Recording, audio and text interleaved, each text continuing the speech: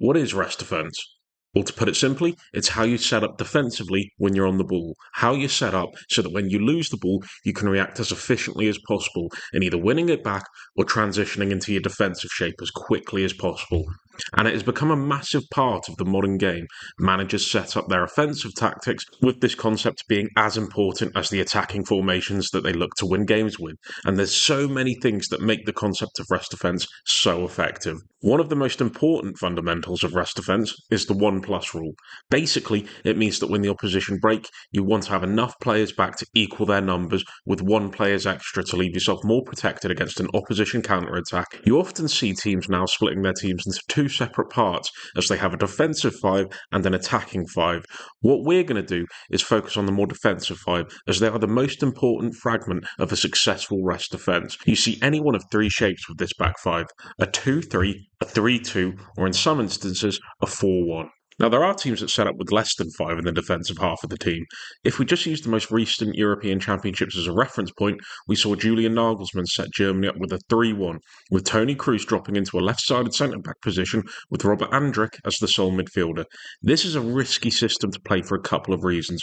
One is that you've already lost the midfield battle with only 1 player there, and as a result, you cause defenders to get caught in between their roles. Do they leave to engage a player that's on the ball alongside the midfielder, or look after the wide areas, which is their designated role?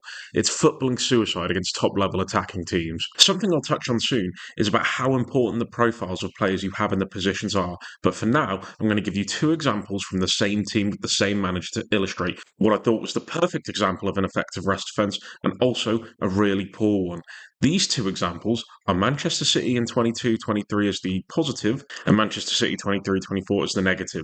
It's amazing how much difference a year can make.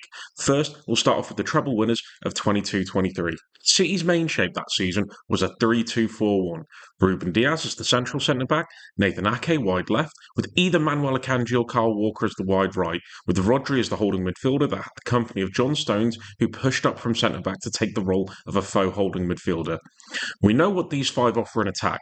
They're elite technical players, but they're also the perfect fit for these roles defensively and can handle what was asked of them in a transitional and defensive sense. I'll go with Akanji on the right side just to make it a bit easier, but him and Ake are fantastic wide centre-backs, both athletically brilliant and can cover long stretches while keeping up with quick counter-attacking players in the speed department, while also having top 1v1 level defending to deal with them in these areas, especially Nathan Ake, who has become a fantastic 1v1 defender under Guardiola. Ruben Dias, who is a fantastic central centre-back, but does lack a level of athleticism, but with the company of these 2 either side of him, he can use his positioning and his reading of the game to cover the central areas of the pitch really well, while keeping distances between them as short as possible. He's aerially dominant enough to deal with the threat of a central long ball. He also defends the penalty box excellently, and this made them a menace to counter-attack against. Teams couldn't go wide, and they couldn't go long centrally. I won't cover Rodri's role too much, because I think we should all know by now how elite Rodri is. A top defensive midfielder, arguably the world's best, with brilliant positioning and decision-making to win the ball back and cover space when needed to. The role of John Stones, however, is a bit more interesting, and so is the role of İlkay Gündoğan, who in possession played as an attacking midfielder. When City would lose the ball, they would counter-press excellently, but when the opposition would go long, or the press didn't result in winning the ball back, their recovery into positions was important, and this had a lot to do with the distances that they had to cover. Stones would have to drop back 10 or 15 yards to get back into position at centre-back, and Gündoğan would have to do about the same to drop in alongside Rodri. Once their press was beaten, this was their instruction, and they would accomplish it efficiently. Ake and Akanji would hold the players out wide to allow the time for them to drop back in, and Diaz and Rodri would do the same centrally. Where I spoke about the 1+ rule earlier, City had at least that. With the distances they had to cover when City would lose the ball, they would end up back with 6 players quickly, 4 brilliant defenders, and the best 6 in the world with one of the best 8s around. Very little ground to cover in transition, with elite physical profiles, and previously spoken about brilliant defensive qualities. It was the backbone of why this team achieved an unimaginable treble.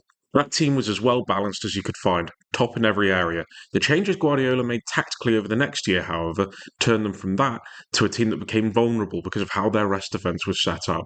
Now, I'll run over the change in personnel quickly.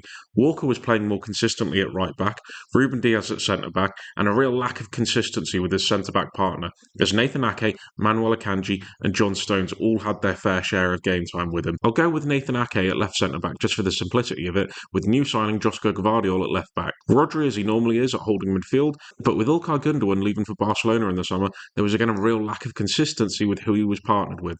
Mateo Kovacic taking a while to really find his place in the City team, only delivering good performances in the last few months of the season. Matthias Nunes having a really poor first season, and a mixture of Bernardo Silva, Phil Foden, and Julian Alvarez, all being used to fill that void, all fairly ineffectively. What really hurt City, though, was the change in system. Instead of the 3-2 that they had deployed the season before, it was now a 2-3, which isn't the end of the world by any means, but where the fullbacks were essential in the defensive transitional phase the year before, they were now a hindrance, as Kyle Walker and Josko Gvardiol played high and wide, almost as wingers in the attacking phase. Where the year before they were set up to defend the wide areas perfectly, now they faced an uphill battle to just get back into the halfway line, let alone deep within their own half to defend against quick, fast-paced counter-attacking threats. Where Ruben Diaz was a functional central centre-back the year before, he was now asked to defend more space, and in turn, more space out wide, which he struggled with time and time again this season. The spaces between the back four became footballing carnage at points for City, and the lack of midfield protection didn't help. Rodri was often left an isolated figure, which, like Ruben Diaz, is where he's at his weakest because of a lack of mobility. Before he had the support of John Stones or a very quick shift of position which allowed it to be Ilkay Gundogan, now he didn't have either, and the midfielders that he was paired with weren't as reliable either. The players I spoke about before weren't defensively as disciplined, and this City team could become very easily stretched, with the ball going long and wide. The defence got pulled deeper and deeper, leaving Rodri to have to deal with more space between the defence and the midfield. The fullbacks couldn't get back quick enough, and the supporting midfielders weren't disciplined enough to offer the defence the help they needed.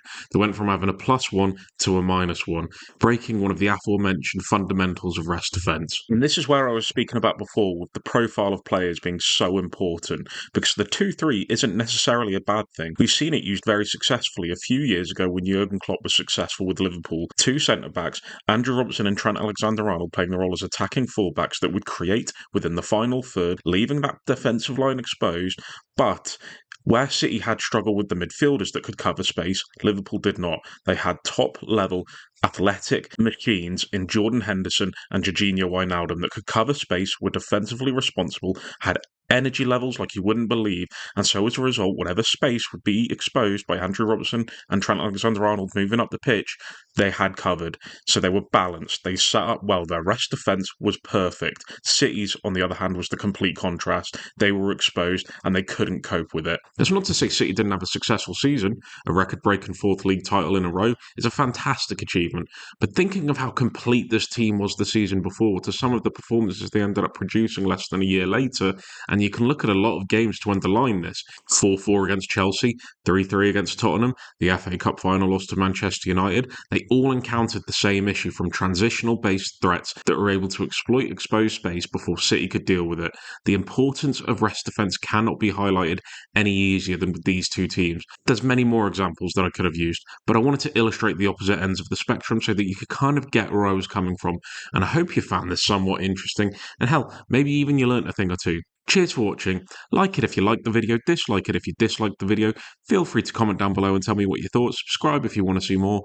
In a bit, lads.